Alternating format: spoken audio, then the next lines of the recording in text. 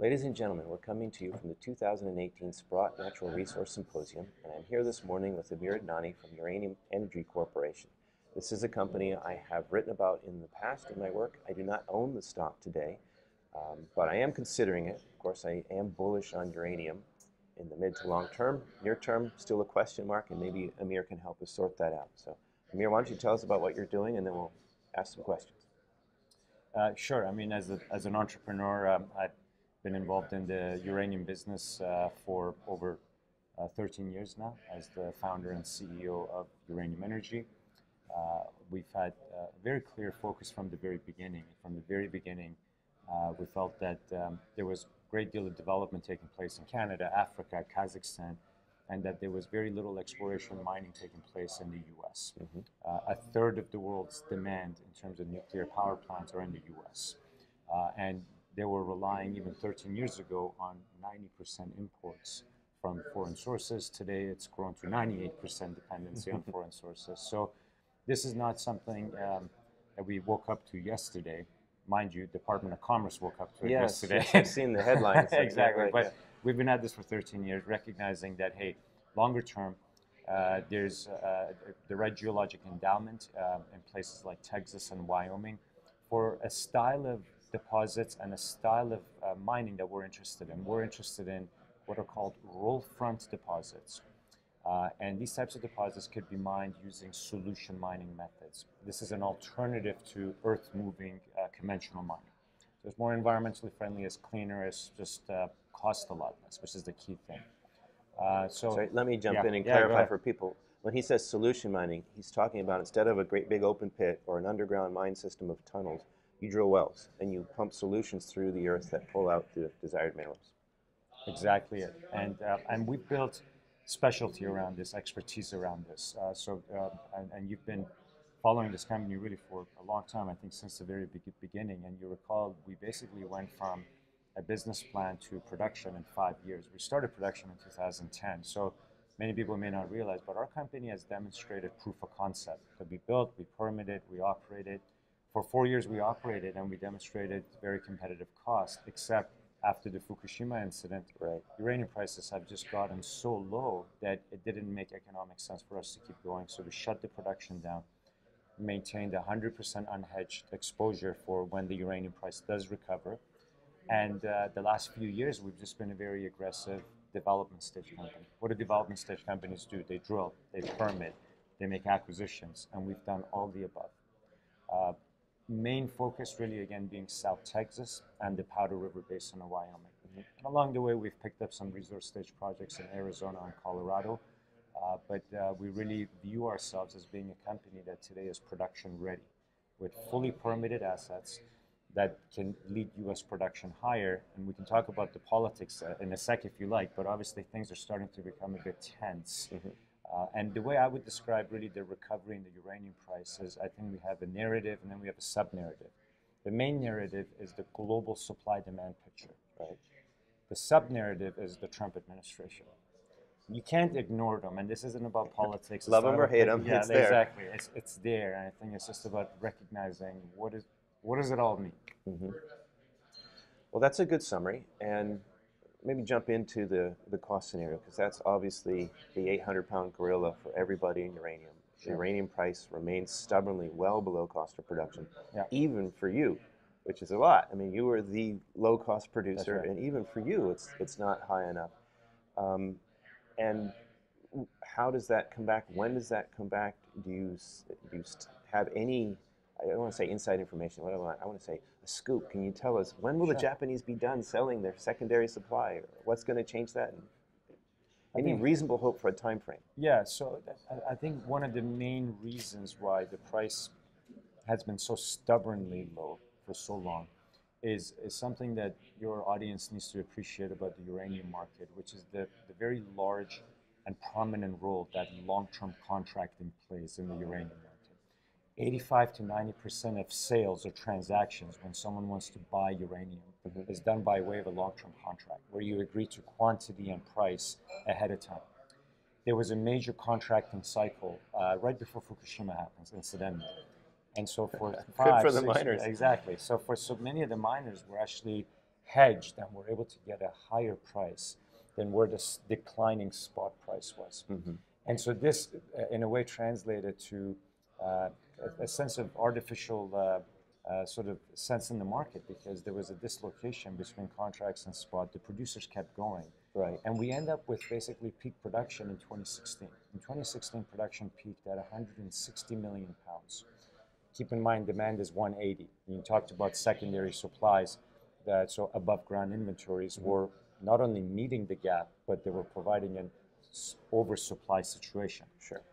2017, 2018, what has happened, which is what I think any commodity investor needs to pay attention to, is when the number one and number two producer of any commodity, when they start shutting down tier one mines, it's usually a good signal. Yeah, it's interesting. Sorry, let me jump in. This isn't just some little mine on the edge of the business that was semi-profitable. These guys shut down major high-grade assets. McArthur River is the best mine in the world. Right, and they shut that down because why would you mine at a loss? Let's preserve the pounds in the ground for a better price. And so it goes back to just to complete connecting all the dots. So as the contracts were rolling off, and so even the big producers, the Cameco's, the Kazakhs, are realizing lower and lower prices every quarter, finally kind of rubber hits the mat, and that's what happened. And so for them to announce between the two biggest producers in the world, they have announced significant shutdowns over the last 6 to 12 months. So what we're witnessing this year is we're on track to see global production of uranium reach 135 million pounds. Remember, I just mentioned in 2016 it was 160. So we're talking about a meaningful amount of supply reduction. This type of development is fundamentally what you want to look for, I think, to believe that a market is rebalancing. You and I can't predict the velocity of the rebalancing in terms of when it creates that upward pressure on price, but this is the kind of meat and potato action you want to see from a supply-demand point of view, that supply is going lower, that the big producers are willing to put best mines on cold shutdown. And then you wait to see is there an outside time limit there? Like, with these contracts rolling off, at some point, it seems like there is no mine in the world that's going to be profitable when those contracts are gone. 85% of the mines producing in the world today are losing money. It's a very bullish scenario for why I think uranium prices are really poised here to make a comeback. Marginal cost of production is $40 per pound. So at $23 per pound today, we need to see a big move. Incentive price to build not solution mines, but open pit underground mines is about $70 per pound. So anywhere on kind of where the economics of uranium mining is laid out, you look at and you see that there needs to be either a uranium price twice as high as where we are right now, or greater than 3 times higher than where we are right now to incentivize new development. Okay. So we got that picture. Let's talk about what you're doing on the ground. I've been to the Hubson plant and I understand the hub and spoke model that you have there. Why don't you explain that briefly for our viewers? Yeah, so the hub and spoke for us was recognizing that throughout the South Texas uranium belt, which is an area spanning basically from south of Houston down to the border, there is a geologic province that is really, it has the right profile for the uranium deposits that can be mined with solution, a lot of oil and gas data that helps support the exploration thesis around it. And so we started acquiring leases in different counties in South Texas. And we felt that instead of building a processing plant at every different county, if we had a centralized plant, the hub, and the spokes could be individual mines throughout that region, and we can feed into one plant, that it would create operating synergies, leverage, and just be more scalable and help reduce costs. And we realized this, and in fact today our company does have a hub at Hobson that you just spoke about. It's fully built, has a physical capacity of 2 million pounds per year. It's a permitted site. It's one of only less than a handful of fully permitted built sites in the whole country. So it has scarcity value. And we have gone and we've acquired brownfield projects. What I mean by brownfield is, in the 80s, every major oil and gas company was in the uranium mining business. So as they exited the business after the Cold War ended and the uranium market was oversupplied with the decommissioning of Soviet-era warheads, that dynamic almost destroyed an entire industry in the U.S. What we're seeing come back now is the resurgence of the old projects that were developed by major oil and gas companies. So our Palangana project in Duval County in South Texas was developed in the 80s by a company called Chevron, and before that by a company called Union Carbide. These were big companies. Yes. And you look at, for example, that whole region, companies like U.S. Steel, companies like Texaco, Conoco, these were all the players that were developing the uranium business. So how many of their projects that they dropped have you picked up now? Oh gosh, as many of them, as you can imagine. Our Salvo project was developed by Mobil. Our top people, I mean, our senior management team, guys like Bob Underdown, who's our VP operations, ran U.S. Steel's uranium mining operations in South Texas, all solution mining, by the way. The French were very involved in South. Let's pause on that. That's an interesting point, because you're not just picking up the assets, you're actually picking up the knowledge. You're able to recover some of the knowledge from that period? We have a very strong belief in the importance of the human capital being the driver of growing the uranium business in the U.S. because there's such a vacuum. So back in the day when all the big oil and gas companies were in the uranium mining business in the U.S., there were over 20,000 people employed in the industry. As of this year, there are 500 people employed in the industry. So the human capital, without How it, many of them work for you? yeah, like a good decent chunk of them work for us. No, I mean, we have about 35 full-time employees today. I mean, we have a good-sized team to do what we need to do. But the whole point of solution mining is to be able to actually operate a well field without too many people because you're managing wells. Right. That's another kind of, again, part of the cost advantage with it. So to come back to the hub and spoke, the whole, again, the advantage of it is you don't have to replicate and duplicate your CapEx at multiple sites. Right. One plant, multiple locations. We have a combination of brownfield projects that the majors used to develop in the 80s, and we also have grassroots exploration. So our team has demonstrated that, hey, we can come up with a geologic model, go pick up the land, do drilling, and define resources. And our Burke Hollow project in B County in South Texas is a perfect example of that. 2012, we made a discovery. 700 holes drilled later over the last 5 years. We've defined the resource there. We've permitted the project. And so again, that proof of concept to demonstrate, hey, this is a company, here's a team that understands how to prospect, pick up leases, develop, drill, permit. I think that should instill confidence in people that look at us and say, yeah, these guys understand how to execute on this. Okay, so Hobson is this hub. You have Burke Hollow and Palangana.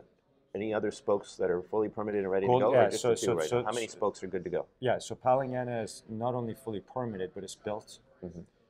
Goliath, fully permitted, and some of the CapEx to build. The CapEx typically per spoke is about $10 million. So Goliath is fully permitted, and 20 or 30% of the CapEx is already paid for. Our Burke Hollow project, we're just waiting for one final permit, which should be any week. I don't want to date stamp this interview, but very soon we should have 3 fully permitted spokes in South Texas, and the ability, and let's not forget the hub is also fully permitted. Right. So we have today, without, let's say, further growth and upside, the ability to look at getting up to 2 million pounds of production in South Texas with our hub and spoke. That's a lot when you consider total U.S. production is less than 1 million pounds this year. Okay, so yes, putting it into context, you could triple the output just with what you have. Just with Texas. And how many other spokes, not permitted, but out there potential, farther down the road? Well, we have, many. I mean, we have our Salvo project that we haven't permitted yet, but again, it's a historic mobile project. We have all the drill data. We have our Longhorn project, which was a former U.S. Steel project. Let me rephrase. Is there a corporate goal? Like, how many spokes can you handle at?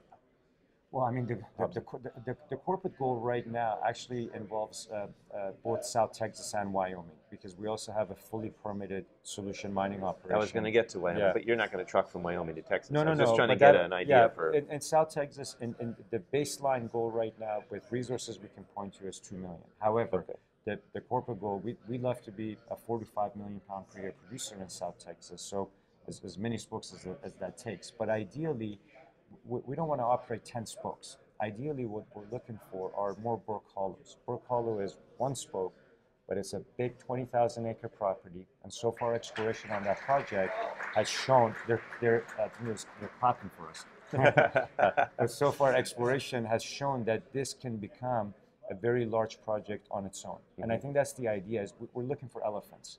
So while we really believe in the hub and spoke strategy for scalability, Okay, no, I get it. There's no need to have a gazillion spokes. You Spend got 10 million on each if it's for a small fry here or That's there it. when they're elephants. But I want to come back to something else, because I just want to express this. I'm so, being in a bear market for so long, we're just so used to talking about the I'm bare really bone. impressed you still have any hair. It's just like, wow. Well, my wife says the same thing. But we speak very much about what's bankable, what's there. What we want to get more excited about as the price recovers is exploration upside. And I want to tell you something, because for over a decade, I've been pounding the table about uranium in Texas. To this day, I meet people from Texas that say to me, What? there's uranium In in Texas? Texas, right? Exactly, right? And 2017, 2015, U.S. Geological Survey has written reports about where there's untapped potential in the United States for uranium. And it's always about South Texas. They've written two specific reports about Texas and South Texas saying this is a region with untapped potential for hundreds of millions of pounds of solution mineable resources to be discovered. So what I get more excited about longer term is that, yes, we have a hub and spoke. Yes, we're pointing to things that are drilled and permitted and ready to go. But we actually see this just really kind of large potential to be able to ramp up exploration. In a bear market, when everything is down, it's hard to really allocate aggressive budget to drilling. But when the taps are open, you've got first mover in a potentially huge, not just district, but like district of districts.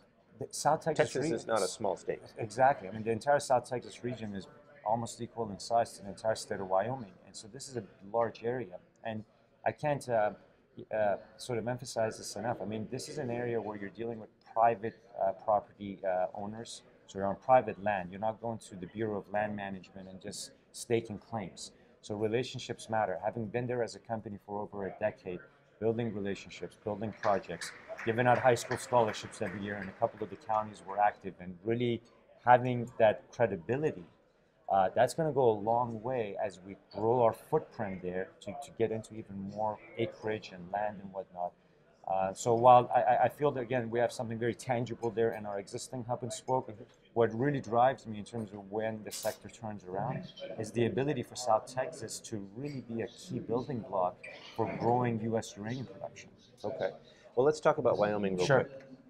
And is it just similar geology that takes you there, or politics, or number of things? I mean, first of all, it's Wyoming is in a way maybe more mature of a basin in terms of historically there's been more uranium mining there. South Texas is new and young and exciting, but Wyoming already in the Powder River Basin, 100 million pounds of uranium has been mined, so you have some players like Cameco who are based there. Uranium One, the Russians. I mean, this has been in the news a lot. The Russians are in the U.S. How did Hillary Clinton approve this when she was Secretary of State? Well, that was in Wyoming. That was in the Powder River Basin.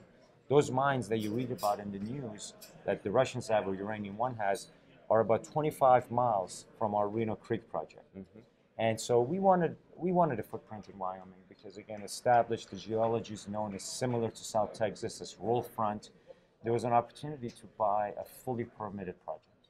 It takes 7 years to permit in the U.S. And so we just felt this was a rare situation. Last year we were able to complete not just one, but two acquisitions in Wyoming to complete this Reno Creek acquisition from two different parties under a permit for production for 2 million pounds per year, near processing plants that Cameco and Uranium One have. So while we don't own our own hub in Wyoming, I was going to ask, are you going to redo the hub and spoke plant, or are you going to we plan to redo the hub and spoke, but with someone else's infrastructure using toll milling. And when there's so much spare capacity available, you can negotiate good deals because they're happy to take in business. It helps reduce some of their costs for maintaining the infrastructure. So that's what I like about being in Wyoming. There's good uranium infrastructure. There's processing capacity within 20 to 30 miles of our project. There are 3 processing plants available with idle capacity.